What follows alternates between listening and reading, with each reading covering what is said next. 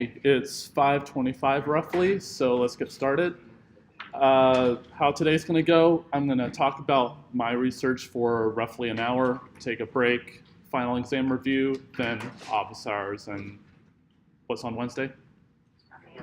Super Smash Bros. Absolutely. Yeah. Yeah. Any questions about, say, P set 5? When's P set 5 due? Tomorrow. Any questions about P set 5?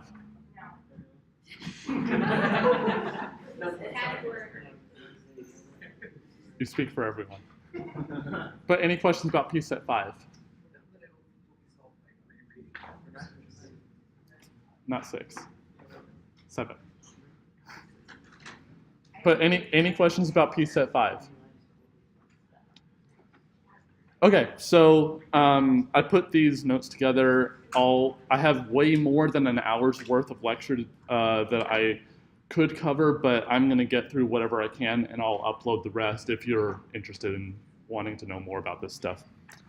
So let's try to make this work.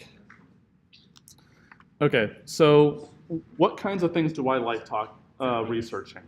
Well, I like this class a lot because all of the theory that we build up is based on questions that we really do care about. Say, what could a parser recognize? What could a state model recognize? What could our computers recognize?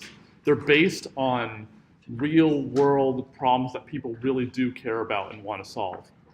So that's kind of what my general research is all about, trying to understand mathematical applications of real world problems in computer science. So one of the problems that I kind of got into last lecture was about this notion of computational complexity, how hard it is to solve a specific problem. So I kind of talked about that last time, and I don't really think we need to cover that again. So I'm going to talk about a different area, which is this area of if we want to test a large-scale system in some way. Well, of course, testing is absolutely necessary in order to make sure a large scale, or any system for that matter, actually works. So a mathematical application would be, well, if you abstract the system in some way and you want to have some notion of coverage of the system, what is the absolute minimum number of tests in order for you to guarantee you can actually do all that coverage of the system? Okay, so I'll talk about that in a second. So the idea is we want to have this model of a system. And what would minimum in this sense mean, and what would adequately test the system actually mean? And of course, we can't test everything or nothing for obvious reasons. What can we do? Well, we're going to make a supposition that all unit testing is complete. So with respect to a specific unit, it behaves 100% perfectly by itself in isolation. So now when I start combining these units together, now there may be some problems. Okay? Of course, this supposition doesn't work in general, because how would we even be able to test the units completely? But let's just make that supposition anyway. Well, any error in a system will be a result of multiple components interacting, as I just said. Well, it would seem pretty intuitive that, say, if I have 100 components and they all work completely perfectly, it's really unlikely if I add one more into the mix, now everything starts falling apart. It seems pretty intuitive that only a small number of things are needed in order to cause a fault or an error to occur. And so what we want to do then is we want to model interactions of components and a small number of them at that. So how many of you have used the command sort on Unix? You should. So it's obviously a very well-used function in the Unix system, and it needs to make sure that, well, anyone who wants to implement sort needs to make sure it works perfectly on all possible inputs. But all possible inputs, there are infinitely many of them, right? So we can't make sure that this works in general. But we could try to test in some way to make sure we get adequate coverage or some adequate notion of testing sort to make sure it does work. So I'm letting you know right now there are 18 binary flags that you can feed into sort. And so we're not really interested in terms of what the binary flags do. We're just interested in the fact that there are 18 binary flags we can set 1 or 0. So in order to test that these flags actually work, well, how many possible settings of these flags are there? Well, I can set 0 of them on, I can set 1 of them on, I can set 2 of them on, 3 of them on. Well, for the first flag, there are 2 choices, either on or off. Second one, on or off. And all the way through all 18. Well, if we calculate that, that's over 260,000 tests, which isn't really that much for modern day computers. But if we increase this to 3, then it's in the billions of tests right away. So we definitely need a better way of how to test this in general. So what we want to do instead is we want to look at all possible, say, T choices of components, and we want to make sure all possible values among those components are covered by some test. And we'll talk about something that's a covering array in a second, which will cover that. But if we want to look at all possible ways of looking at a single component at a time, well, I can just set them all on or all off. And I can't do better than that. So I need 2 tests if I want to check one component individually. Well, if I want to test all pairs of components, well, I need to see both, pick any 2 components you want. You need to see tests that involve them being both off, first one off, second one on, first one on, second one off, and both on. So I need at least 4, for sure. But it turns out the best you can possibly do is 8. And this was proved in the 1960s is optimal. There's no possible way of making 7 different tests in order to test 18 components, but all with binary flags. Well, what if you want to talk about 3 different choices of components? Well, I need to see at least 8 different possible tests, because pick any 3, I need to see all 3 length binary tuples, and there are 8 of them.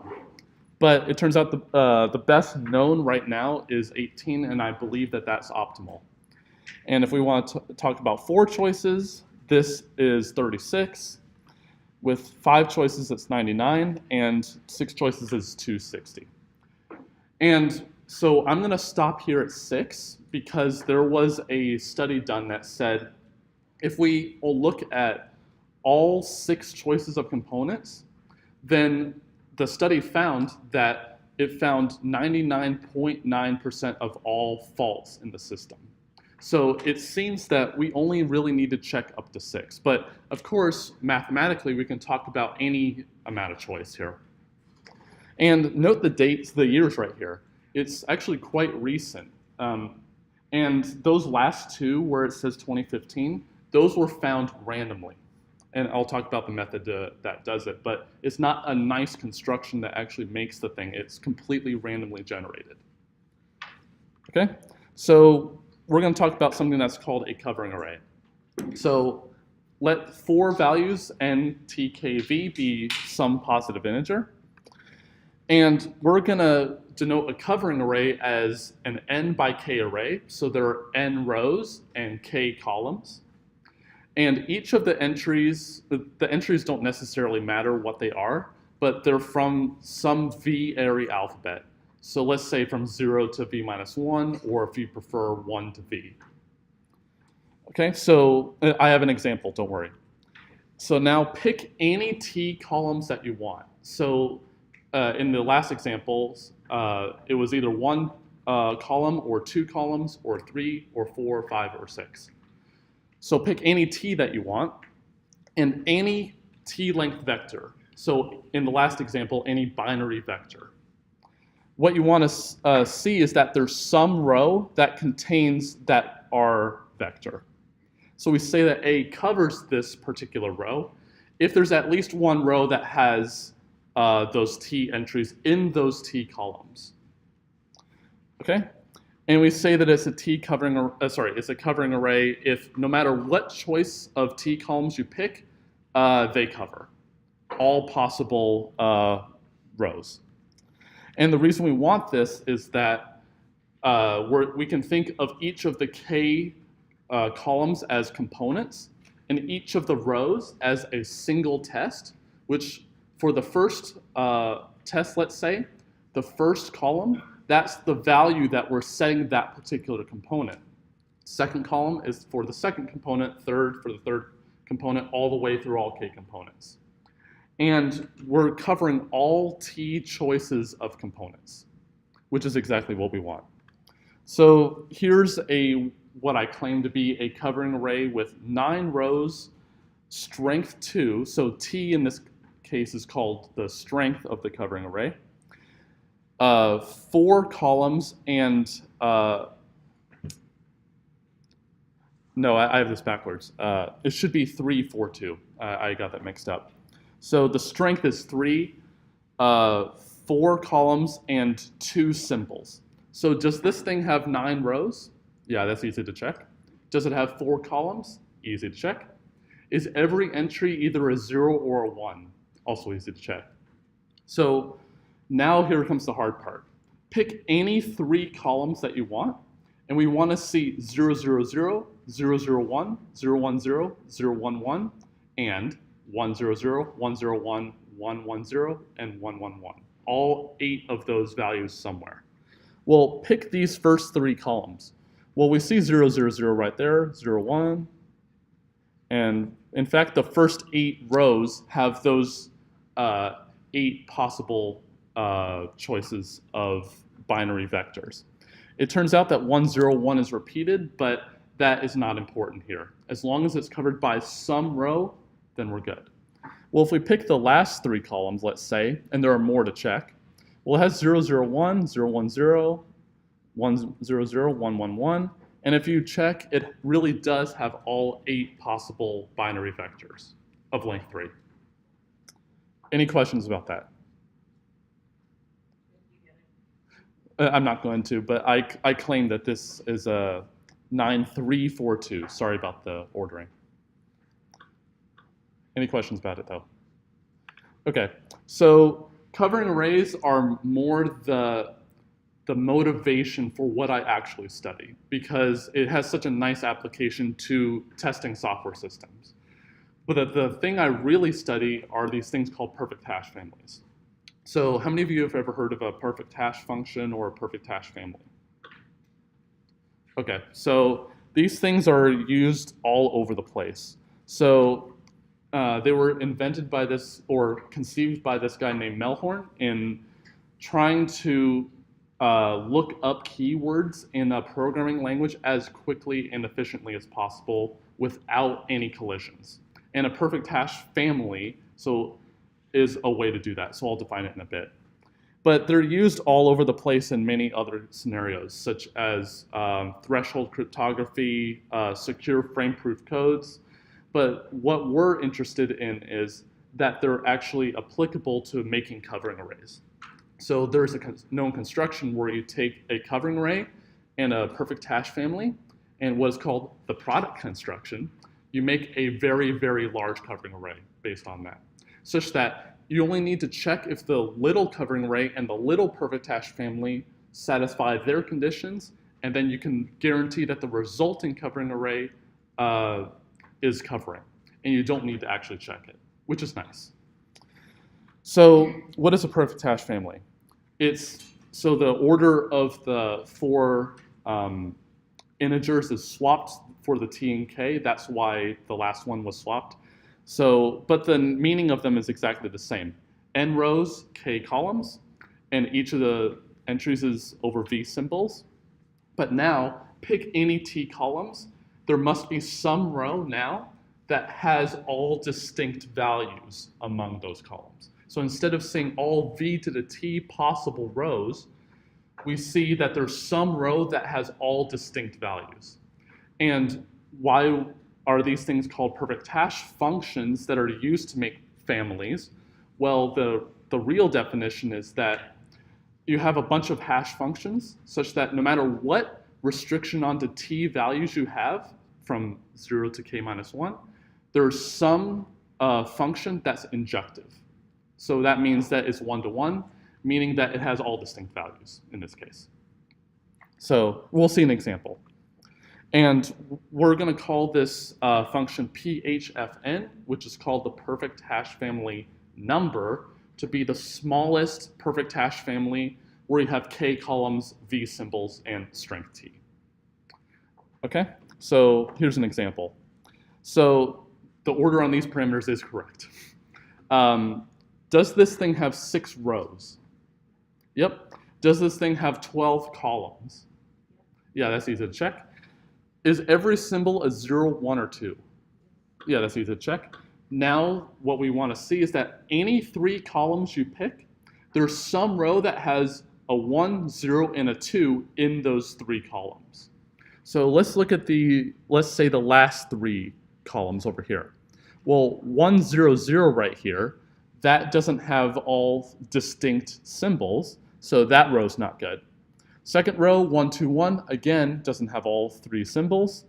The third row, yeah, it has all 3 symbols, so those 3 columns are good.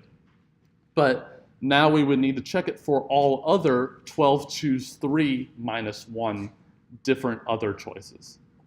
So you can see that if k starts to get large, the number of columns starts to get large, this becomes very computationally intensive, right? Because I have to do k choose t different selections of columns.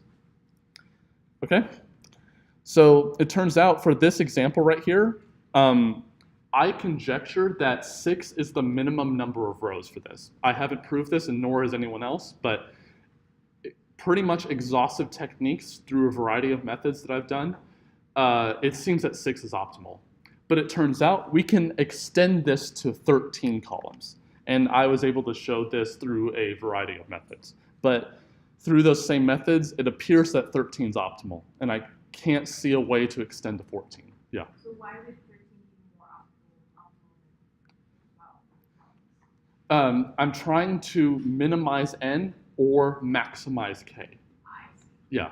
So I'm not going to go over all the constructions, but the basic goal is try to minimize n as much as possible or make k as large as possible. And that allows you to actually have more hash lookups or hash. It makes better constructions. So what are called recursive constructions? You take 2 or however many small PHFs, and they make larger ones. So if I increase the number of columns, then in some constructions, I can increase the number of symbols, which means that in some cases, I can reduce the number of rows. And one of the constructions called composition takes the number of rows in this one times the number of rows in this one. So if I can have more symbols, then I may have fewer rows, which can get much better results in general. Okay, so there are what are called direct constructions. And what these are algorithmic or direct ways of making perfect hash families. There's no, I don't need to rely on some other perfect hash family in order to make larger ones. So I'm not going to get into these. They're called algebraic constructions, and there are quite a few of them. So, but they are ways of making extremely large perfect hash families based on what are called finite fields, but I'm not going to get into that. One I will be talking about is what is called the density algorithm, and I'll get to that in a bit. There's another one called simulated annealing, and the 2 examples where I said that they were produced by random constructions for the covering arrays, that was simulated annealing. So how many of you know what simulated annealing is? Oh, good, no one. So how many of you know what annealing of metals is? Okay, so I'm simplifying it a whole lot, but the idea is, suppose you have a piece of metal and you want to get it into some really nice shape or some desired shape. What you do is you heat it to an extremely high temperature, then you make really rough basically approximations of the thing that you want. And then as it starts cooling down, then you make finer and finer approximations. Is that approximately right? Yeah, it's approximately right. So the idea here is that I'm going to have a random array, and I'm going to permute it with some exponentially decaying probability. And then in general, I'm going to only improve it if we actually do improve the array, or the temperature, what is called the temperature, does not exceed this exponentially decaying function. So less and less likely, I'm going to make less and less bad decisions. And so therefore, there's a proof that shows that simulated annealing does produce something optimally. So in the limit, if I let this run forever, it will eventually produce the correct thing if there is one. But I can't wait forever, obviously. Another one's called answer set programming, which is the one that I was able to produce 13 columns for. And the idea there is you set up a bunch of rules such that the resulting structure can't violate those rules. So an example would be, you can't have a T choice of columns that has every single row in them having a duplicate entry. So the key there is that you're trying to reduce the search space as much as possible. So, and there are what are called recursive constructions, which basically take multiple perfect hash families or some other structure and make larger ones. And the one I talked about was called the product construction. It's also called composition. And then there's another one that says you can delete a row, but sometimes you don't get coverage because there are some things only covered in that row. So you have to be smart about what you can actually delete in terms of columns. So I won't go into all that, but I'm just letting you know that there are a variety of direct and recursive constructions. And there's another one about, instead of deleting rows, we add a column and then see how many rows we need to add. And there's a pretty nice bound on that. And for large strength, this is actually optimal so far. But there are many, many, like literally hundreds of recursive constructions for just perfect hash families. And there are other constructions, and I'll go over one in a second. But there's a huge amount of literature on this subject. Any questions so far? Okay, so I want to show you some lower bounds because we want to see how low we could possibly make this thing, as well as what is a guaranteed upper bound. So some lower bounds, this one says that you can't have more than log k over log v ceiling. And this follows from the pigeonhole principle. And I won't go over it, but the idea is that if you have the maximum number of columns, then this is just basically a bound on what happens there. And if you increase by one anymore, then you need at least one more row. So you can't have any less than this. Another bound by Fredman and Komlos is quite a bit more intensive, but is based on, so these objects really are just coloring hypergraphs. How many of you know what a hypergraph is? I'm throwing so many terms at you. So you know what a graph is, vertices and edges. A hypergraph is, instead of 2 endpoints for an edge, you can have arbitrarily many. So what these perfect hash families are trying to cover T uniform hypergraphs, which means every edge, hyperedge, has T vertices. And so I won't go into that because it's actually this result is actually a whole paper long, but I won't go into that. And I was actually able to prove one that's slightly better in some cases 3 days ago. So this is actually pretty new. So I want to tell you how I came up with this. Well, since the coverage of what's being covered is only per row, I don't need to look at, for any row, any of the other rows. So now, how much could you possibly cover in a single row? And then we want to see if we cover that number of times every single row, which we can't in general, but if we do that every single row, what is the guaranteed number? Well, this bottom expression at the bottom, that bottom expression is the number of t tuples that are covered by a single row. Well, we got to cover k choose t of them. So if I do that number every single time, I need to have that bound at least. And so for low k, so for small number of columns and high strength, this is actually much better than the Fredman and Kumlos bound. And I haven't implemented in my tables yet, which I'll show you in a bit. But would be interesting? There are many interesting questions here. Well, one of them is if I have 2 rows, what is the absolute best that I can do? Well, it's definitely twice this number at most, but are there some cases where you can't get quite twice the amount? So we haven't quite looked into that yet. So I want to talk about a completely random method. So this is to generate an upper bound, which motivates the density algorithm that I talked about before. So the idea here is let's make a completely random n by k array completely uniformly at random. And we want to look at the expected number of so if a t's choice of columns does not have a row where all values are distinct, we call it unseparated. So here we want to see what is the expected number of uncovered t-sets or unseparated t-sets. And if we can guarantee that that number is strictly less than 1, then there must be some array, some perfect hash family, that has that number being 0. And therefore it's a perfect hash family. So now let's just calculate, based on this, what is the probability, what is the expected number of uncovered t-sets?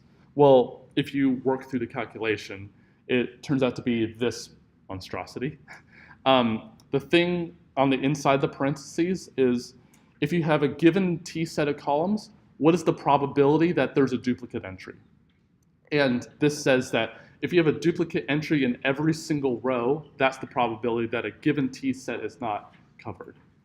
Well, since this was a randomly generated array, what is the expected number of uncovered things? Well, it's just k choose t times this guy, because of something called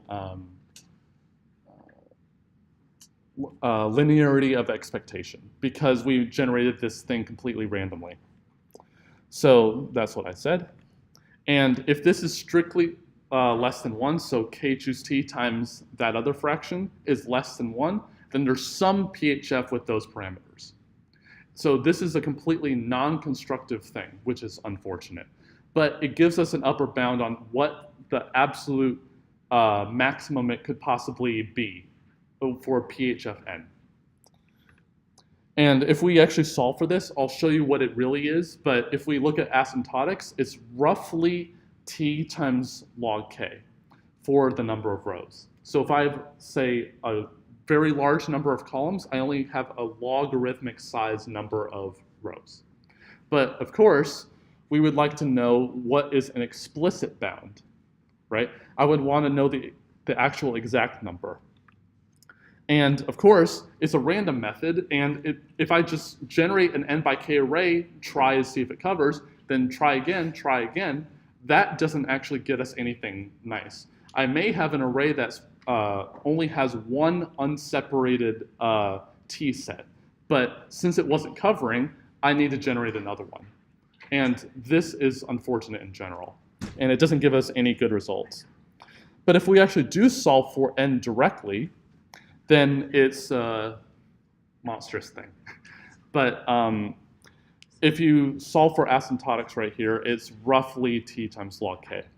So there are 2 other upper bounds that improve this. And one of them by Deng, Stinson, and Wei uses something called the Lovász local lemma. And so how many of you have heard of the local lemma? So the idea here is we're going to generate the array completely randomly as before, but we're going to have a more refined analysis. And the way we're going to look at it is, so what the local lemma says, if you have a bunch of what are called bad events that occur with some probability at most, then if you have some other condition, then you can guarantee with non-zero probability none of the bad events occurs. And the bad event in this case would be a T set of columns doesn't separate. And so if you apply that local lemma here, you get a slightly improved upper bound in terms of the numerator. Note that the denominator is exactly the same. And there's actually another one by Stinson Vang Trung in the same way right here, which is called expurgation. And this method is quite considerably more difficult, but the idea is we're going to generate way too many columns, 2k in this case, and then just start deleting which ones we know don't work. And then we can guarantee, based on a variety of other techniques, that the resulting thing is a perfect hash family. And so this result is actually the best known for upper bounds in general. Okay, so now let's talk about the density method. And I'll show you some code on how we actually work with that. So, yeah. Good question. Log base E, natural log. Yeah. So the conventional notation is to use log for natural log. But since there's each of the things has a log in it, it doesn't really matter because you can just divide by the base, whatever it is, in this case. Yeah, a good question though.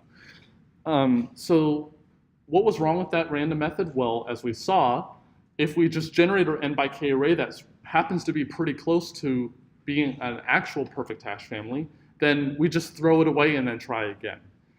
Well, a good idea here is let's just generate one row at a time and then try to figure out how do we generate the next row, and then how do we generate the next row and next row.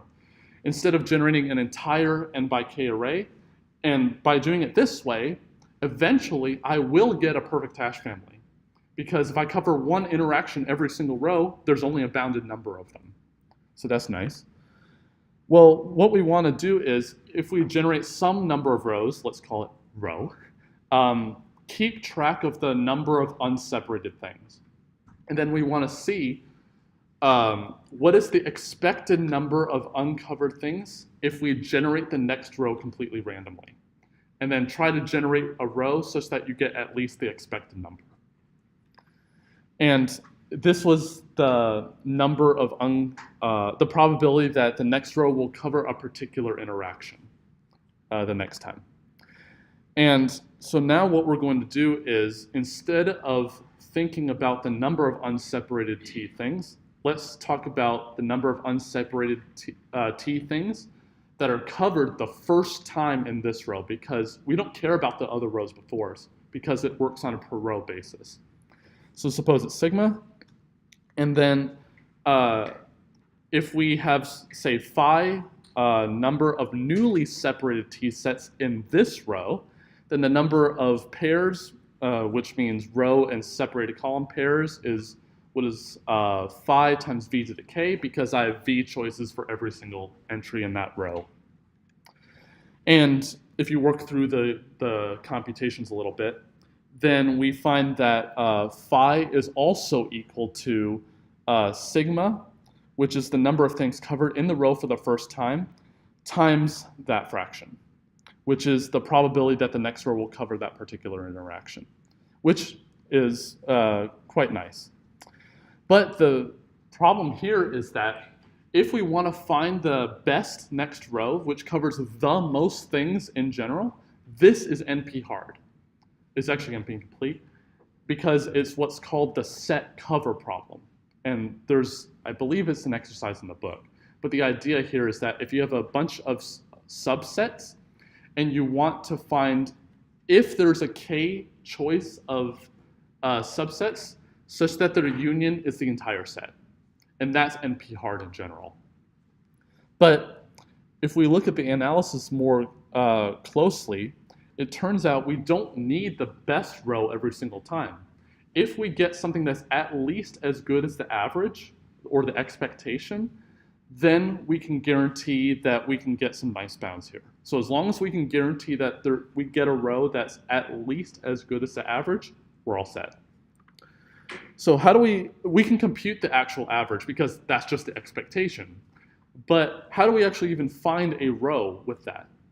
And another thing that we would want is, can we do this without any random computation? So I may, if I do this randomly, make a row that happens to be extremely good at the beginning, but it ends up ruining rows at the very end. If we do this deterministically, then I get the exact same results every single time. So this is what is called the density method. So we're going to define the density for a row is the number of unseparated things for that row. And what we're going to do is we're going to fill one symbol of the row at a time. So we're going to start with a row that's entirely full of what are called stars. So it's entirely stars, and then what we're going to do is we're going to pick one of them and then try to place some entry there so that we maximize the density as much as possible, the number of things that are covered in this row for the first time. Okay, so if we have two partial rows, then we say that A goes to B. If we change some star entry in A into a non-star entry in B. And then we call a fill sequence where we start off with K stars, and then we fix one of them every single time until we get to 0. Then we hope that the R0 at the end really is a row that is at least as good as the average. Okay? If each of the, let's see. Yeah, so if every single time we try to fill some entry, we increase the density or at least do not decrease it, then R0 is at least as good as the average if you work through the computation. But how do we guarantee we get at least as good as the density that we had previously? And how do we do this efficiently? So for any particular symbol, I can change it to a 0 or a 1 or a 2 all the way to v minus 1. So there are v ways to change it. Well, since we only changed that one entry, I only need to look at the t tuples that involve that single column. I don't need to worry about any others. So if I look at all k minus 1, choose t minus 1, other choices of columns that involve that particular column. And what we're going to do is loop through all v symbols that could be assigned there and calculate the density every single time. Then all you do is pick the one that maximizes it and repeat for all the other values in the row. And if you work through the asymptotic analysis, this is polynomial runtime for for k and for fixed t. So if I fix t, say 3 or whatever, then this runs in polynomial time. T is the strength. So pick t columns, and you have to choose any t columns here. Yeah. Kind of an optimized course. Yeah, so yeah, you're just dramatically reducing the search space here. And there are some other techniques that we're trying right now, but we haven't quite gotten a theoretical analysis on that, because once you get the theoretical analysis, the derandomizing part is really easy. So these three authors at SLJ are Stein, Lovaas, and Johnson. So same Lovaas for local lemma. And they are the ones that had this idea for any kind of combinatorial objects. So these things are combinatorial objects, but these work for any ones. But not me, but what we're trying to do is we're trying to extend this to perfect hash families as much as we can. Okay, so I want to show you some cool stuff. So here, if I zoom in, so here is my density program. Ooh, right? So how many of you program in C++? Okay, so vast majority. I don't like C++. And you see there that the extension is .cpp. So why do you think I wrote this in C++? Break it. To break it. Yeah. Why do you think I programmed this in C++? I'm not a masochist. Yeah. For efficiency and performance reasons, right? I actually programmed this exact same thing in Python. It was 2 orders of magnitude slower than this. And this is not even my optimized program because I forgot to email it to myself. But I just want to show you how my program is organized. Standard vector actually that optimal? I wanted to use standard array, but the problem is that it requires a compile time value for the number of entries in it. But I feed these 3 values, k, v, and t, through argv. So if I wanted to, I could compile this every single time, but I'm not. So this class column lex iter, you give k and t, and it just generates all k choose t different choices of t sets. So I'm not going to go over that, but it's pretty straightforward on how it actually works. And so here's the class density. I take in the 3 k, v, and t, and I call run, and it returns the perfect hash family for me. And so let's look at the basic idea here. So we're going to see, as long as we're not covering, we're going to look and see, let's see. We're going to look at a given row, and we're going to go through the row from the first column all the way to the last because it doesn't matter which column we pick. And we're going to look at that column. We're going to loop through every single value of v that could be assigned there, assign it to a temporary vector, calculate the density. So the function in the papers uses delta, so that's why it's delta there, but it really is density. And if we get a larger delta, then assign it, and then set the array, the best known array to be that. And then, once we're all done, put it in the perfect hash family so far. And then try again.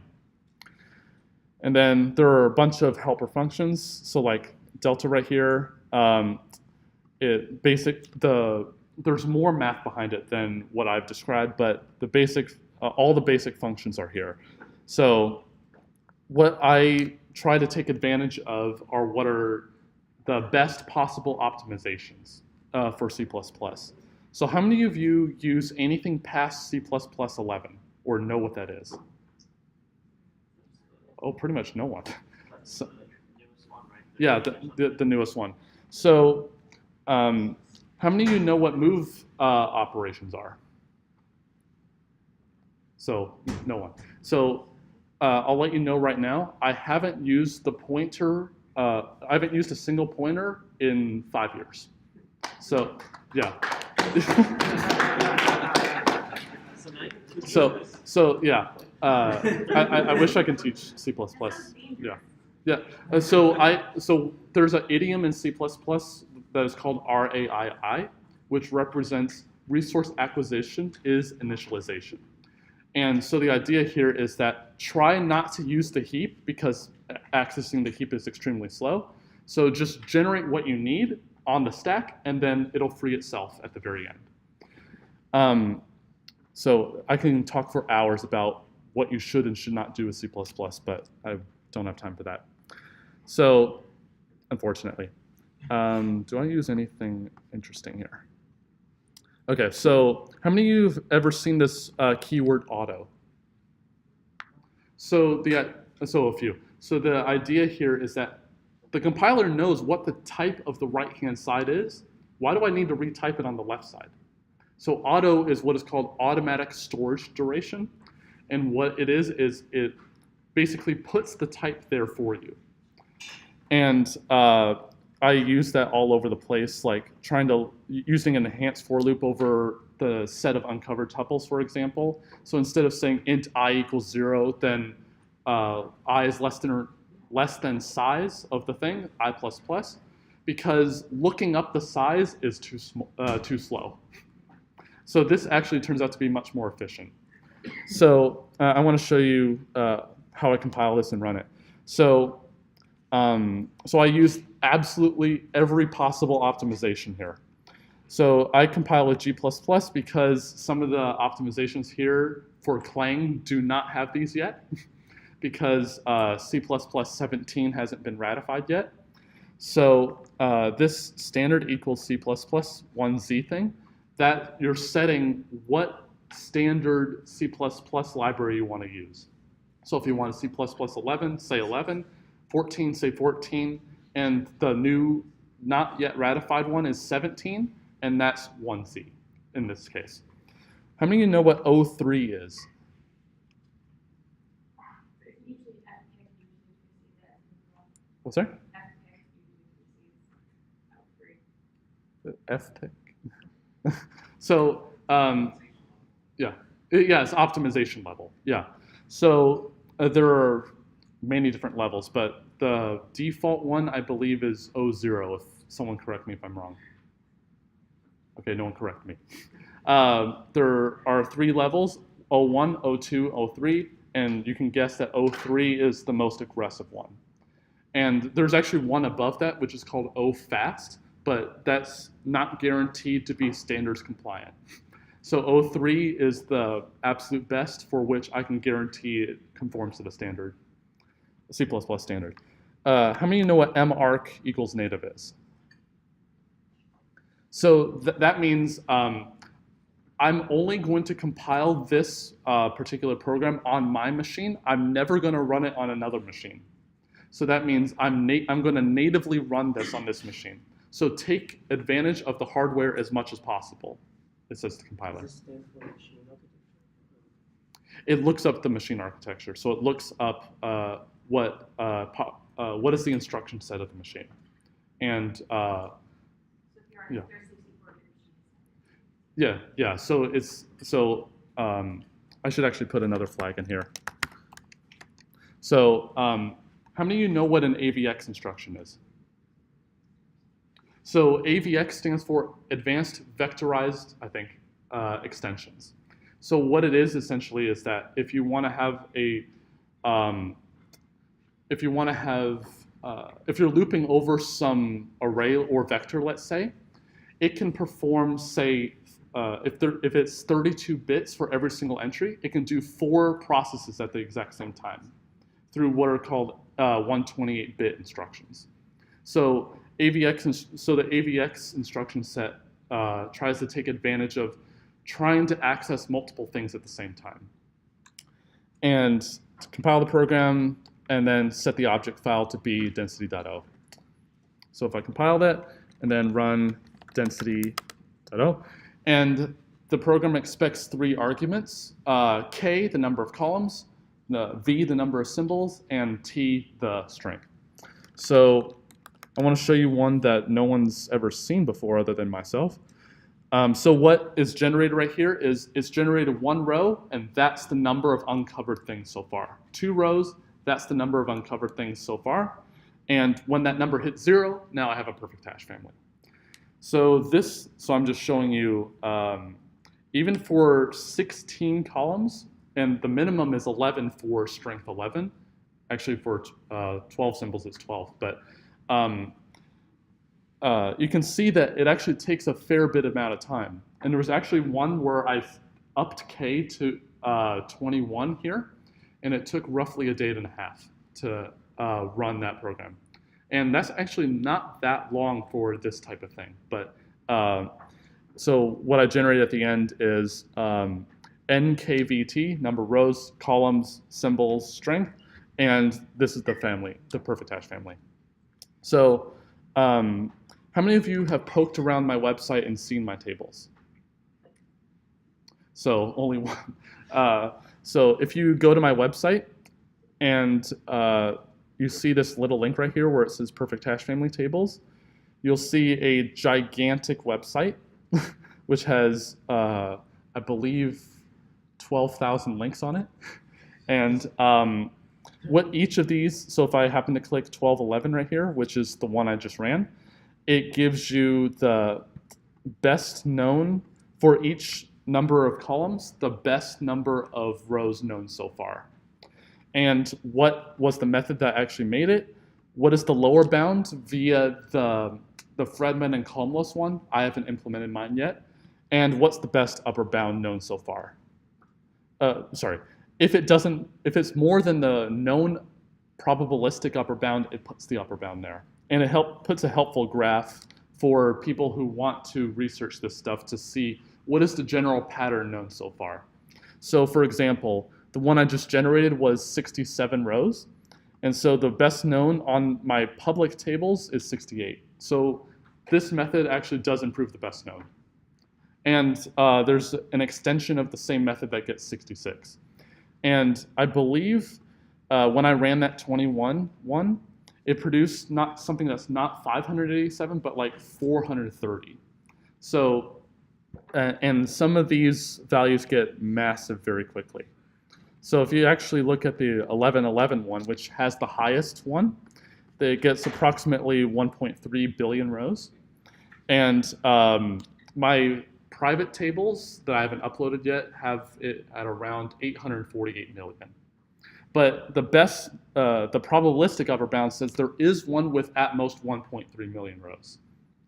But we have no idea how to make it, unfortunately. All right, is that all I wanted to show you? Is it all parallelizable? Yes, it is all parallelizable, but so I could use standard thread available in the C++ library, but I'd rather not. So I run this on my Mac Pro at home, which has a 3.5 gigahertz core, and I know that there are 6 cores and 12 hyperthreads on that machine, but I haven't taken advantage of that. Because even if I up k by 1, then it exponentially grows comparatively. So we need a better method than this. Okay, I think that's enough. There was another topic that I wanted to talk about, which was called fractal perfect hash families. And the idea there is that there are embedded, or many embedded perfect hash families within this perfect hash family. And that gives us some better bounds. But I won't talk about that for your sake and my sake. But any questions about that? So I'll upload the code and the slides and everything. Any questions? Okay, let's take a break.